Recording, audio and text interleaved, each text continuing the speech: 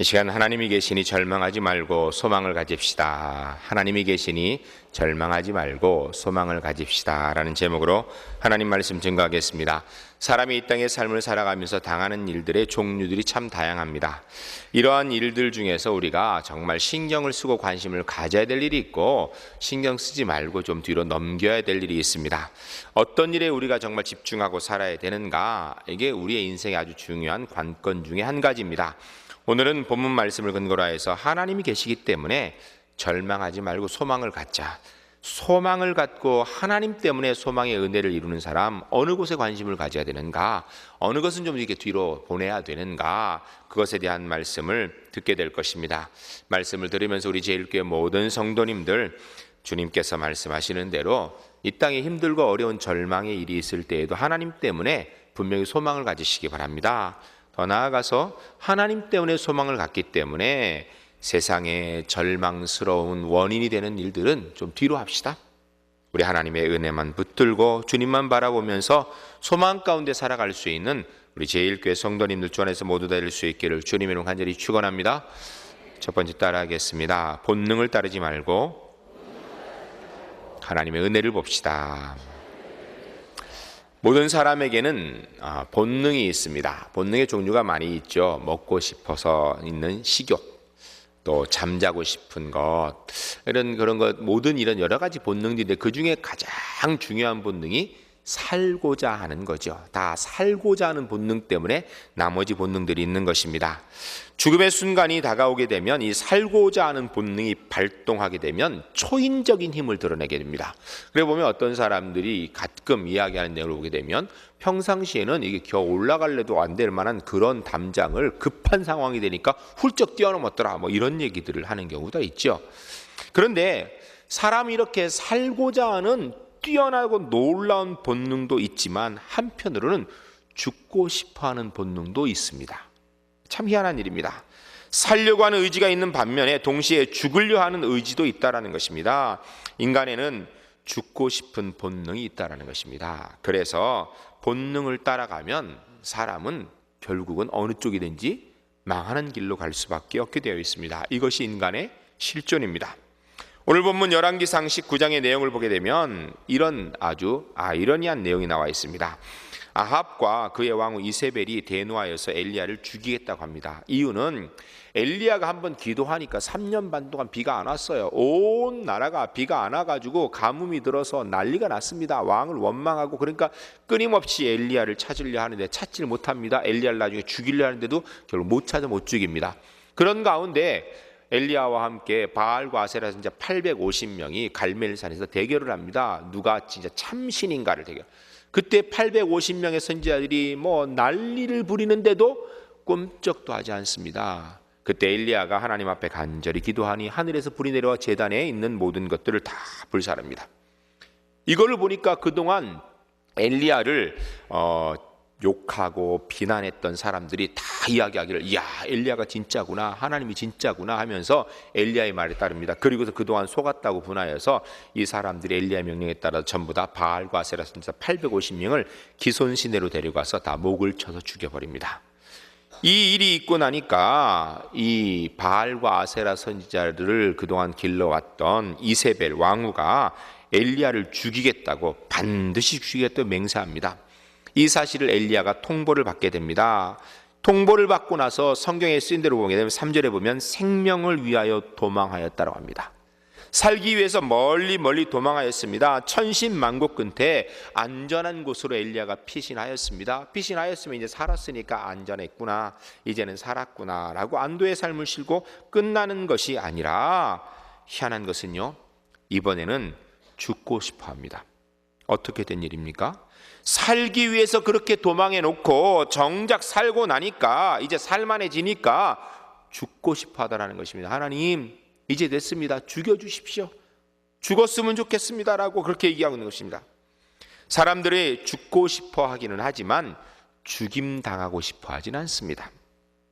그래서 죽임 당하지 않으려고 도망하면서 가진 애를 다 쓰고 온갖 방법을 동원하지만 정작 안전하게 되어서 혼자 남게 되어지면 죽고 싶어 한다는 것입니다. 죽고 싶어는 하지만 죽임당하기 싫어하는 게 그게 인간의 모습입니다. 왜 이런 죽고 싶어하는 이런 본능이 우리에게 발동하는 것입니까? 삶의 여유가 있는 사람들은 고독이라는 아주 고급스러운 절망에 빠지기 쉽습니다. 진짜로 삶이 각박한 사람은요, 삶을 잘 포기하지 않습니다. 우리나라는 지난 몇십 년 만에 굉장한 변화가 있었습니다. 6.25 전쟁, 6.25 끝나고 나서 먹을 것이 없었죠. 일제시대 일본의 강점으로 온갖 수탈을 당하면서 정말 초근목피했습니다. 그 전에 조선시대, 이런 그 시대를 쭉 살펴보게 되면요, 제대로 먹고 산 사람이 별로 없습니다. 그래서 나오는 얘기가 보릿고개라는 얘기가 있습니다. 춘궁기가 돼서 보리를 타작하기 전에 먹을 게 없어가지고 들로 산으로 다니면서 풀뿌리 캐먹고 나무뿌리 깨먹고 그렇게 살았습니다. 그런데도요, 그때 삶을 비관해서 포기한 사람은 거의 없습니다. 굶주려서 삶을 포기한 사람이 없다라니까요.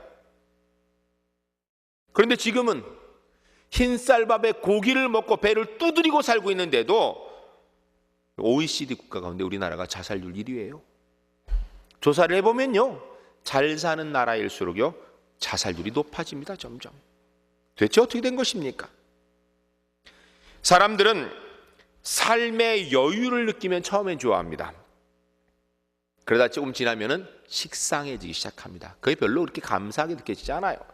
그러다가 자기가 가진 여유가 많이 있는지 그 중에 하나가 없어지면 큰일 났구나라고 생각하고 오히려 삶을 쉽게 포기하는 일들이 있습니다. 고독이라는 절망은 정말 주변에 사람이 아무도 없어서가 아니라 고독을 느껴서 절망하게 만드는 사단적인 질병입니다. 이게 사탄의 역사라는 것입니다. 명예와 권세도 마찬가지입니다. 명예와 권세가 아무리 있다 하여도 이 고독이라는 사탄의 전략을 이길 수 있는 방법이 없다라는 것입니다. 고독이란 참으로 무서운 것입니다. 어떤 의미에서 우리 인간은 평생을 통하여서 그리 여유만만한 삶을 사는 것은 아닙니다. 늘 사느냐 죽느냐 하는 위기 속에서 절대절명, 절박한 사건들, 시간들 속에 살아가고 있습니다. 언제는 죽임을 당할까 봐 걱정하는 때가 있고 또 언제는 죽고 싶어서 또 안달이 나는 때가 있습니다. 이래저래 생명을 경각에 두고 그 긴장 속에 삶을 살아가고 있는 것이 인간의 실존의 모습입니다. 오늘 본문 9절에 보면 이런 엘리야에게 하나님께서 찾아오셨습니다. 호렙산 굴에 들어있는 엘리야에게 찾아와 물으셨습니다. 내가 어찌하여 여기 있느냐? 너 여기서 뭐하고 있느냐라고 물으신 것입니다. 하나님께서 엘리야를 찾아오셔서 어떻게 잘 지내고 있느냐, 뭐 괜찮으냐 이렇게 물으신 것이 아니라 너 어디 있느냐, 내가 지금 있는 곳이 어디냐, 너 인생의 현 주소가 어디에 있느냐. 노르뎀나무 아래서 호렙산 굴 속에서 죽기를 기다리고 있는 그런 멍청한 상태에 있어서 되겠느냐라고 얘기하는 것입니다. 사랑하는 성도 여러분, 우리의 인생은 분명히 흐르고 있고 시간이 가면 점점 더 빠르다라고 느껴 이제 얼마 안 남은 것 같은, 정말 죽음이 점점 가까우는 것 같은 그런 상황에서 여러분은 지금 어디 있습니까? 무엇하고 있습니까? 어디에 관심 가지고 있습니까? 소중하고 중요한 일 하고 있습니까? 시간이 급작히 흘러가고 있는 곳에서 뭘 하고 있는 것입니까? 혹시 오늘 본문의 엘리야처럼 멍청하게 앉아가지고 사니 죽니 이런 소리 밥 먹듯이 하고 있는 것 아닙니까? 우리가 지금 인생을 그렇게 살 때는 아닌 것입니다. 엄밀히 얘기하면 성경을 살펴볼 때 죽는 것 사는 것은 다 하나님의 손에 달린 문제입니다. 내가 안달복달한다고 더 살고 내가 인생을 포기한다고 덜 살 문제가 아니라 하나님께서 알아실 문제입니다. 그런데 어찌하여 우리는 이런 무기력한 상태에 빠져 결국은 살고 죽음의 이야기를 얘기하면서 영적 침체에 빠지고 정신적인 고독에 빠지고 육체적인 허망에 빠지는 것입니까? 분명히 기억하시기 바랍니다. 살고 죽는 문제는 하나님께 맡겨야 됩니다. 우리는 본능에 살고 죽는 문제가 아니라 하나님께서 우리에게 허락하신 은혜, 십자가의 은총, 이거 바라보고 이거 붙들고 살아야 되는 사람들인 것입니다. 그렇지 않으면 우리 인생은 결국 절망의 나라 가운데 들어가게 되는 것입니다. 사람은 본능에 따라 살아면 망하게 되어 있습니다. 하나님의 은혜를 보고 살아야 이 땅에서 행복하게 승리할 수 있습니다. 두 번째 따르겠습니다. 비교하지 말고 하나님의 은혜를 봅시다. 본문 4절에 보면 엘리야가 도망다니다 하는 얘기가 나는 내 조상보다 낫지 못하나이다 라고 그렇게 얘기하고 있습니다. 무슨 이야기입니까? 아합이 죽이려고 쫓아올 때 엘리야가 도망다니면서 결국 한 곳에 와서 이제는 죽었으면 좋겠습니다 하면서 하는 얘기가 뭐냐면 어디서부터 나는 내 조상보다 낫지 못합니다 이렇게 얘기하고 있어요. 하나님께. 무슨 이야기냐면 우리의 믿음의 조상인 아브라함보다 나는 낫지 못합니다. 모세나 이삭이나 요셉이나 이런 사람보다 나는 비교해 봤을 때 아무것도 아닌 존재입니다. 나는 어쩔 수 없습니다. 나는 조상에 미치는 능력이 안 되는 사람입니다. 부족합니다.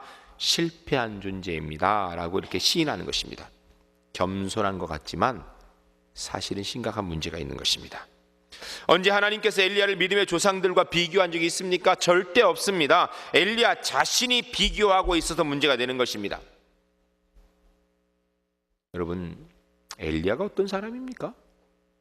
한 번 기도하니까 3년 반 동안 이스라엘 땅에 비가 오지 않았어요. 아무리 애를 써도 비가 안 오던데 다시 엘리야가 한 번 기도하니까 3년 반 동안 내리지 않던 비가 내렸습니다. 바알과 아세라에서 850명이 난리를 치고 부렸지만 아무 일도 되지 않을 때 엘리야가 하나님 앞에 한번 간절히 기도하니 하늘에서 불이 내려서 제단을 태웠습니다. 여러분, 구약 성경의 선지자의 대표가 누군지 아십니까? 그게 엘리야입니다. 엘리야의 다른 별명이 있는데요, 능력의 선지자입니다. 기적의 선지자. 하나님의 놀라운 기적들을 일으키는 이 능력의 선지자 엘리야가 왜 갑자기 자기의 조상들과 비교하면서 나는 그게 못됩니다 라고 이야기하며 절망하는 것입니까? 아니, 더 정확하게 얘기해서 엘리야가 그런 능력을 행하는 능력의 선지자 된 것이 자기의 능력이었습니까? 갑자기 왜 비교하고 있는 것입니까? 비교는 항상 사람을 비참하게 만듭니다. 절대 비교해서는 안 됩니다. 특별히 어려운 상황에 봉착했다고 느꼈을 때에는요, 비교하면 100% 절망하게 되어 있습니다. 절대 비교하면 안 됩니다. 따라하겠습니다. 어려운 고난의 상황에 있을 때에 절대 비교하지 않겠습니다. 어려운 고난의 상황에서 비교하면 꼭 망하게 되어 있습니다. 기억하시기 바랍니다. 인생의 고난의 순간이 되게 되면요, 우리가 특별히 잘 비교를 하게 돼 있어요. 옆 사람 보면서 내가 힘들고 어려울 때 저 사람은 저렇게 잘 되는데 왜 나는 안 되는가? 내 아이가 시험에 떨어지면 저 집에 애는 붙는데 왜 우리는 못 되는가? 여러분, 고난의 상황에 절대로 옆 사람하고 비교하면 안 돼요. 비교하면 결론은 딱 한 가지입니다. 절망하는 거예요. 비교하면 안 됩니다. 비교하는 것은 절대적으로 하나님의 뜻을 이루지 못합니다. 이건 우리를 넘어뜨리려는 사단의 전략입니다. 비교하지 말고 하나님의 은혜를 보아야 됩니다. 하나님께서 내게 허락하신 은혜를 찾아보고 감사하는 것, 이게 우리 그리스도인의 믿음 생활의 방법이고 전략입니다. 비교하면 또 심각한 문제를 하나 일으킵니다. 왜냐하면 자기 자신을 과대평가하는 경우가 많아요. 그러니까 자기 자신이 대단해, 그게 아니고요. 비교하면 가만히 보면 나는 늘 부족하다고 느끼거든요. 그러면 딱 찾아온 느낌이 뭐냐면 나만 남았다라는 거예요. 오늘 보면 14절에 보면 이렇게 되어 있습니다. 그가 대답하되 내가 만군의 하나님 여호와께 열심히 유별하오니 나만 열심히 유별했다라는 것입니다. 다른 사람들은 다 버렸다라는 것입니다. 다 죽었다고 포기했다라는 것입니다. 다른 사람 모두 다 당신을 배반했는데 나만 끝까지 지키고 있다라는 거예요. 다 우상 섬겼는데 나만 남았다라는 것입니다. 특별히 주님만 섬기려 나만 했었다라는 거예요. 여러분, 엘리야가 대단한 믿음의 선지자인 건 사실입니다. 그러나 엘리야가 그런 놀라운 일을 이루는 것은 엘리야 개인의 능력이 아니라 하나님의 은혜인 줄로 믿습니다. 그가 3년 반 동안 비가 오지 아니할 때 그 비가 오지 않은 것, 엘리야의 능력이 아니라 하나님의 능력인 줄로 믿습니다. 3년 반 동안 오지 않던 비가 그가 한번 기도하니까 다시 오게 된 것, 엘리야의 능력이 아니라 하나님의 능력입니다. 근데 엘리야는 한 얘기가 지금 딴 사람은 다 배반했는데 나만 이렇게 남았다고, 나만 대단하다고. 나만 특별한 존재인 것처럼 착각하고 있는 것입니다. 특별히 하나님의 일을 하다 보면 꼭 이런 느낌이 올 때가 있습니다. 아무도 도와주지 아니하고 나 홀로만 남아있는 것처럼. 그러나 기억하시기 바랍니다. 절망케 하는 사탄의 전략입니다. 절대 혼자 남지 않습니다. 그리스도인은 혼자 남아있는 법이 없습니다. 따라하겠습니다. 그리스도인은 절대로 혼자이지 않습니다. 그리스도인은 혼자인 법이 없습니다. 왜요? 언제든지 성부, 성자, 성령 하나님께서 함께 하신 줄로 믿습니다. 내가 이 땅에서 잘 나가 모든 사람이 불우한 위치에 있을 때에도 성부, 성자, 성령 하나님 함께 하시고, 내가 실패하고 좌절하여서 모두가 나를 외면한 것 같을 때에도 성부, 성자, 성령 하나님께서 분명히 나와 함께 하신 줄로 믿으시기 바랍니다. 근데 그뿐 아니에요. 하나님만 함께 하신다 그러면 나는 그래도 사람이니까 사람이 필요하다고. 여러분, 엘리야가 지금 오늘 나밖에 안 남았습니다 얘기하는데 하나님께서는 그렇지 않다고 얘기해요. 우리가 10절까지만 읽었지만 뒤에 나오는 내용도 쭉 보게 되면 16절, 17절 가면 하나님께서 그래요. 에후를 세워라. 에후가 가서 칠 거다. 에후가 치고 남자가 있으면 엘리사가 칠 거다. 걱정하지 마라 얘기합니다. 정치인 장군 왕 에후가 있다라는 거예요. 그리고 선지자 생도 엘리사도 남아있다라는 거예요. 그리고 18절에 가게 되면 뭐냐면 아직까지도 바알에게 무릎 꿇지 아니하고 바알에게 입 맞추지 않은 자가 7,000명이나 남아있다 그래. 7,000명이나. 엘리야는 나 혼자 남았습니다, 아무도 없습니다 그러는데 하나님께서 야, 내가 너와 함께하는데 왜 그런 소리 하느냐? 그리고 아직까지도 바알에게 무릎 꿇지 않은 7,000명이 남아있는데 무슨 소리 하고 있냐라고 얘기합니다. 여러분, 우리가 인생에서 혼자 있는 것 같을 때 내 느낌이 그런 것이지 혼자인 법은 없습니다. 내가 하나님의 자녀라면 언제든지 성부, 성자, 성령 하나님께서 나와 함께 하시는 줄 믿습니다. 그리고요, 우리 눈앞에 안 보여도 위하여 함께 기도하는 수많은 믿음의 동지들이 있다는 사실을 분명히 기억하시기 바랍니다. 혼자 아닙니다. 엘리야 능력의 선지자입니다. 권능의 선지자예요. 기도한 대로 이루어지는 놀라운 기적의 소유자입니다. 그런데 그가 이 정도로 된다면 우리 같은 범인은 말할 것도 없습니다. 비교하면요, 절망하게 되고, 절망하면 그 중에서 나 홀로 남았다라고 나만 뭐란 것대로 착각하게 되어 있습니다. 절대 비교하지 맙시다. 그리고 하나님의 은혜를 분명히 기억합시다. 세 번째 따라가겠습니다. 성공을 보지 말고 하나님의 은혜를 봅시다. 여러분, 사람이 성공할 때 고독할까요? 실패할 때 고독할까요? 성공할 때 허탈할까요? 실패할 때 허탈할까요? 예요, 우리가 일반적으로 그냥 쉽게 생각하면 실패했을 때 고독하고 허탈하고 절망적일 것 같은데요, 그렇지 않습니다. 성공한 자리에 있으면요, 그때 외롭습니다. 고독합니다. 허탈합니다. 우리는 세상사를 볼 때 한 가지 이상한 것, 실패할 때보다 오히려 성공한 사람들이 곧잘 허탈감에 빠지고 고독에 빠진다라는 것입니다. 사람들로부터 멸시를 받게 되면요, 존경받을 때보다 오히려 더 고독하고 그런 것이 아니라 멸시를 받게 되면 사람은요, 악이 생깁니다. 힘을 냅니다. 그런데 칭찬받고 박수를 받을 때에 그때가 그 다음 박수가 없어지면 고독해지기 시작합니다. 남들이 날 칭찬할 때, 성공했다고 박수를 보낼 때 그 순간이 바로 죽고 싶다라는 생각이 들기 딱 좋은 상황입니다. 여기에 함정이 있습니다. 나 자신을 상실하게 만드는 위험이 여기에 있습니다. 오늘 본문의 엘리야를 보시기 바랍니다. 아합과 이세벨이 엘리야를 죽이려고 혈안이 되었습니다. 왜냐하면 엘리야가 기도하니까 3년 반 동안 비가 안 와요. 온 나라 사람들이 비가 안 와서 기근 때문에 힘들어하니까 왕을 원망합니다. 나중에는 왕이 어쩔 수 없으니까 엘리야가 그랬다고 얘기합니다. 그래서 엘리야를 잡으려고 하는데 못 잡아요. 엘리야를 죽이려고 군대를 보내도 못 잡아요. 엘리야가 계속 도망다닙니다. 그런데 3년 6개월 동안 이굴 저굴 피해 다니면서도 엘리야가 전전긍긍하면서도 한 번도 죽겠다는 얘기를 안 해요. 훌륭히 참아냅니다. 인내의 사람이었습니다. 하나님의 사람이었습니다. 오히려 당당했습니다. 비굴하지 않았습니다. 그런데 갈멜산에 모여서 바알과 아세라에서 850명과 대결하게 되죠.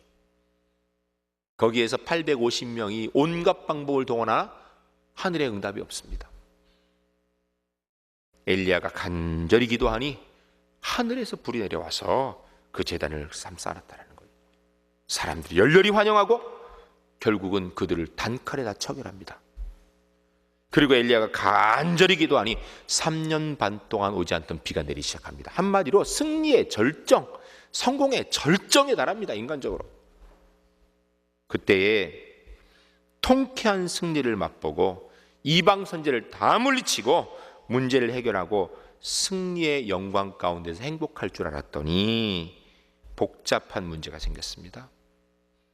그 전에도 그랬지만 다시 이세벨이 엘리야를 죽이겠다고 합니다. 이세벨이 엘리야 죽이겠다고 한두 번이니까 늘 죽이겠다 그랬죠. 근데 또 죽이겠다 그래요. 그런데 그 전에 고난 가운데 있을 때는요, 죽이겠다 그럴 때 살았어요. 끝까지 끄떡도 안 했어요. 근데 어마어마한 인간의 승리를 맛보고 나서는 죽이겠다 그러니까 결국은 도망다니다 하는 얘기가 뭐예요? 안전해지니까 하나님 죽고 싶습니다. 죽여주십시오. 하나님 저 혼자입니다. 아무도 없습니다. 이렇게 절망하게 되는 겁니다. 오늘 본문 4절과 10절, 우리 읽지는 않았지만 14절에 이렇게 되어 있습니다. 보면 4절에 자기 자신은 광야로 들어가 하룻길쯤 가고 한 노뎀나무 아래에 앉아서 자기가 죽기를 원하여 이르되 여호와여 넉넉하오니 지금 내 생명을 거두시옵소서. 아니 영광의 승리, 놀라운 기적의 승리를 맛보고 한다는 얘기가, 도망가서 하는 얘기가 죽여주십시오. 나 더 이상 안 살고 싶습니다. 10절에 보면 그가 대답하되 내가 만군의 하나님 여호와께 열심히 유별하오니 이는 이스라엘 자손이 주의 언약을 버리고 주의 제단을 헐며 칼로 주의 선지자를 죽임이 오며 오직 나만 남았거늘 그들이 내 생명을 찾아 빼앗으려 하나이다. 다 없습니다. 하나님 나밖에 없습니다. 나 차라리 죽었으면 좋겠습니다. 14절에 보면 그가 대답하되 내가 만군의 하나님 여호와께 열심히 유별하오니 이는 이스라엘 자손이 주의 언약을 버리고 주의 제단을 헐며 칼로 주의 선지자를 죽이오며 오직 나만 남았거늘 그들이 내 생명을 찾아 빼앗으려 하나이다. 여러분, 엘리야는 혼자가 아니었습니다. 예후도 있었고 엘리사도 있었고 바알에게 무릎 꿇지 않은 7,000명이 있었고 성부, 성자, 성령 하나님께서 함께하고 있었는데 왜 이렇게 된 것입니까? 엘리야가 하나님만 바라보고 기도할 때는요 놀라운 능력의 주인공이었습니다. 그런데 그가 승리를 보고 하나님을 보지 못하는 순간에는 이제는 죽어야 됩니다 라고 이야기하는 겁니다. 기적의 선지자가 엘리야가 이 정도라면 우리 같은 범인은 말할 것도 없습니다. 끊임없이 하나님만 바라보고 주의 은혜만 바라봐야 되는 것이지, 그렇지 않으면 한순간도 우리가 제대로 견딜 수 없다는 것입니다. 성경을 쳐다보고 살면 망하게 되어 있습니다. 실패하면 실패해서 좌절하고 성공하면 찾아오는 또 다른 형태의 절망, 바로 허탈감, 고독감 때문에 망하게 되어 있습니다. 그러므로 사람은 절대로 성공 쳐다보고 살면 안 됩니다. 하나님의 은혜만 보고 살아야 됩니다. 인생은 성공할 때도 있고 실패할 때도 있습니다. 실패의 순간에는 하나님의 은혜를 바라고 다시 일어서야 합니다. 성공의 순간에는 하나님의 은혜를 보며 감사할 수 있어야 됩니다. 우리 제1교회 성도님들, 이 세상의 성공 보지 말고 하나님의 은혜만 바라보고 살기에, 주께서 나를 성공의 위치에 놓아도 주님이 나여 감사하고 실패한 위치에 놓아도 그곳에서 주님의 은혜 때문에 다시 일어서는 믿음의 사람으로만 승리할 수 있기를 주님의 이름으로 간절히 축원합니다.